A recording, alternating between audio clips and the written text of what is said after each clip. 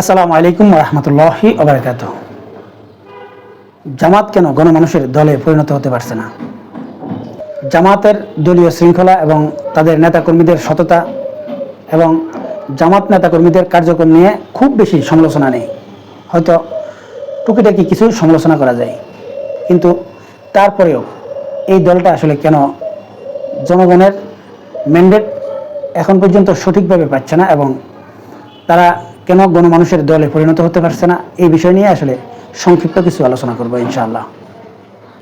সমাজে আসলে অনেক শ্রেণীর মানুষ বসবাস করে। কিছু কিছু শ্রেণীর মানুষকে দেখবেন, যদি চলার পথে কোনো জায়গায় ঝগড়া বিবাদ লেগেছে এরকম যদি দেখে, সে এই ঘটনাকে আসলে এড়িয়ে চলে এবং নিজেকে একেবারে ফ্রেশ ইমেজের মানুষ হিসেবে দাবি করে এবং সে এতটুকু মন্তব্য করে যে সমাজটা নষ্ট হয়ে গেছে, এটা বলে সে আস্তাগফিরুল্লাহ পড়তে পড়তে চলে যায়। এই জাতীয় শ্রেণীর একটা মানুষ পাবেন। আবার রাজনীতিবিদদের মধ্যেও আসলে এরকম অনেক লোক রয়েছে।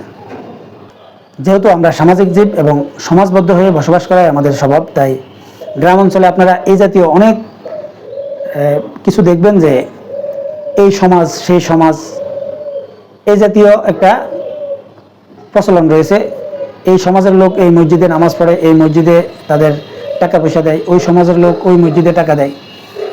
এই জাতীয় একটা প্রথা বাংলাদেশে কিন্তু রয়েছে।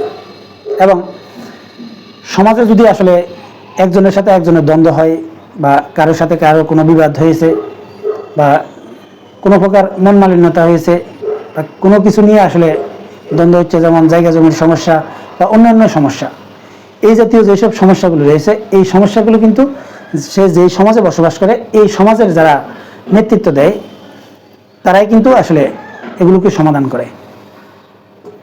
ঠিক বাংলাদেশে আওয়ামী লীগ বলেন বা বিএনপি বলেন বা জাতীয় পার্টি বলেন, যেই দল যেই সমাজে সবচাইতে প্রভাবশালী বা যেই দলের নেতারা যেই সমাজে সবচাইতে গ্রহণযোগ্য ব্যক্তি, এই লোকগুলো কিন্তু এইসব বিচার আচারগুলো করেন এবং এই বিচার আচারগুলো করে এগুলোর সমাধান দেয়। এবং সাধারণ মানুষও আসলে এই লোকগুলোর কাছে যায় তাদের এই সমস্যাগুলো সমাধান করতে।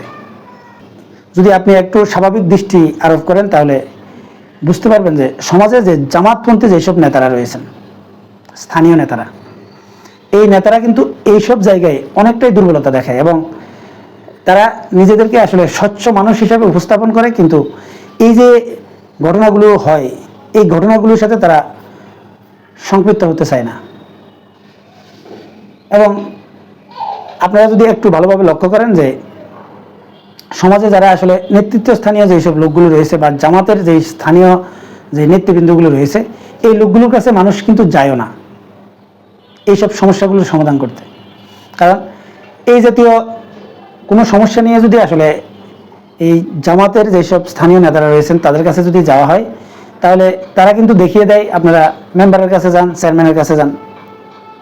অথবা তারা যদি আসলে এগুলো সমাধান করতে যায়, কেউ যদি আসলে এই আসলে কথা যদি না শুনে, তখন বলে আপনারা আইনের আশ্রয় নেন।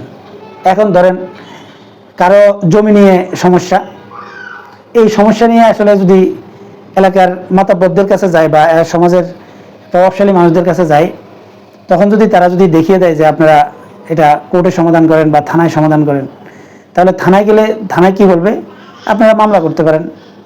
এখন জায়গা জমির এই ছোটোখাটো যে সমস্যাগুলো রয়েছে, এই সমস্যাগুলো যদি আসলে সমাধান করতে হয় এবং এটা যদি মামলায় জড়ানো হয়, তাহলে এই মামলাগুলো পরিচালনা করা এবং এটাকে সমাধান করতে যুগের পর যুগ অপেক্ষা করতে হয়। কিন্তু এলাকায় প্রভাবশালী যেসব আওয়ামী লীগ নেতারা রয়েছেন বা বিএনপি নেতারা রয়েছেন বা অথবা জাতীয় পার্টির নেতারা রয়েছেন, তারা কিন্তু সমাজে কিন্তু এই সব ছোটোখাটো জিনিসগুলো আসলে তারা খুব অল্প সময়ে সমাধান করে দেয় বা একটা বিচারের মাধ্যমে সমাধান করে দেয়। আর তাদের কথা কিন্তু মানুষ শুনে। এর কারণ হচ্ছে, আপনি যদি সমাজে চলতে হয় তাহলে এইসব প্রভাবশালী মানুষদের নেক নজরে থাকতে হয়, অথবা সমাজের প্রভাবশালী লোকেরা যেটা ন্যায়সঙ্গত সেটা যদি বিচার করে দেয় এবং সে যদি কঠোর এবং শক্ত ভাষায় যদি সেটা সমাধান করে দেওয়ার চেষ্টা করে, তাহলে কিন্তু এই জিনিসগুলো আসলে বড় আকারও ধারণ করে না বা এটা অল্পতেই কিন্তু শেষ হয়ে যায়। কিন্তু আপনারা যদি লক্ষ্য করেন যে জামাতের স্থানীয় নেতারা যারা রয়েছেন, এই লোকগুলো এইসব জায়গায় অনেক দুর্বলতা দেখায় এবং এই দুর্বলতা দেখানোর কারণে আসলে এই জামাত কিন্তু এই অঞ্চল ভিত্তিক বা এই সমাজ ভিত্তিকভাবে তারা আসলে খুব একটা শক্তিশালী না, অথবা তাদেরকে মানুষ কিন্তু খুব একটা প্রাধান্য দেয় না। যেমন কারোর সাথে অন্যায় হচ্ছে বা সমাজে কিছুটা প্রভাবশালী যেসব ব্যক্তিরা রয়েছেন, এই প্রভাবশালীদের কাছে আসলে কিছুটা দুর্বল মানুষ যারা রয়েছেন এরা কিন্তু সবসময় নির্যাতিত হয়, এটা প্রত্যেকটা সমাজেই রয়েছে। এখন এই কিছুটা প্রভাবশালী যেসব লোকগুলো রয়েছে, এইসব লোকগুলো যদি কোনো নিরীহ ব্যক্তির উপরে যদি জুলুম করে, সেই জুলুমের বিচার যদি দেওয়া হয় এবং সেই বিচার করতে গিয়ে এই কিছুটা প্রভাবশালী লোকরা যদি আসলে এই বিচার আচারকে যদি প্রাধান্য না দেয়, তখন কিন্তু প্রভাব খাটাতে হয়, মানে শক্তি দেখাতে হয়।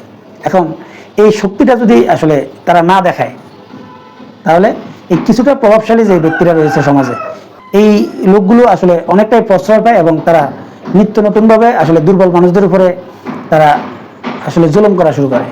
এখন এই জাতীয় যেসব সমাধানগুলো যারা দেয় এলাকায় বা প্রত্যেকটা সমাজে এই জাতীয় সমস্যা থাকেই, আর প্রত্যেকটা পরিবারেই থাকে। এখন এই জাতীয় সমস্যার সমাধানগুলো যেসব স্থানীয় নেতারা করেন, মানুষ কিন্তু তাদের প্রতি আকৃষ্ট থাকে এবং ভোটের মাঠে সবচাইতে বেশি কাজ করে কিন্তু এটা। আপনারা যদি একটু লক্ষ্য করেন যে ধরেন আওয়ামী লীগ সরকার যতদিন ক্ষমতায় ছিল, এখন একটা এলাকায় আওয়ামী লীগের অনেক নেতারা রয়েছেন। যেমন আওয়ামী লীগ থেকে কিন্তু 2 থেকে 3 জন মেম্বার প্রার্থী হয়। এখন এইসব মেম্বার প্রার্থী যারা হয় এরা কিন্তু এলাকায় প্রভাবশালী লোক থাকে, বা যারা চেয়ারম্যান নির্বাচন করেন এরা কিন্তু এলাকায় প্রভাবশালী লোক থাকে। এখন এই লোকদের মধ্যে আসলে যে লোক জনগণের কাছে যতটা আসলে গ্রহণযোগ্যতা পায় এই সামাজিক বিচার আচারের মাধ্যমে, তারাই কিন্তু সমাজের সবচাইতে বেশি সুনাম অর্জন করে এবং তারাই কিন্তু নির্বাচনের মাঠে সবচাইতে বেশি ভোট পায়। এটাই হচ্ছে বাংলাদেশের এই সামাজিকভাবে যেই ভোটগুলো হয়, এই ভোটগুলোর মূল অ্যানালাইসিস।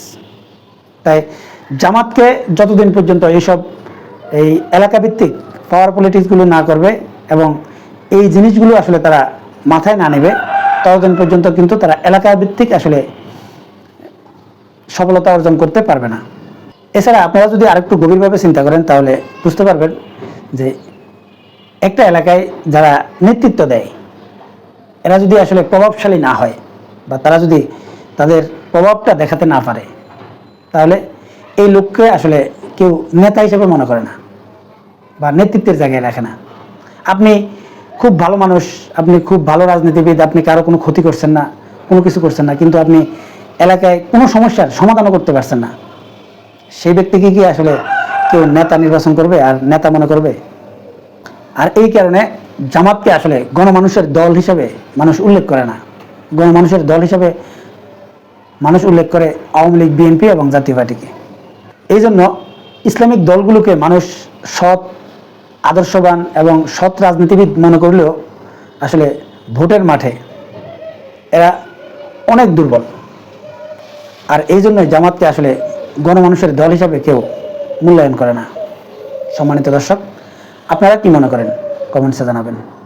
এখনকার মতো এই পর্যন্তই। আল্লাহ হাফেজ।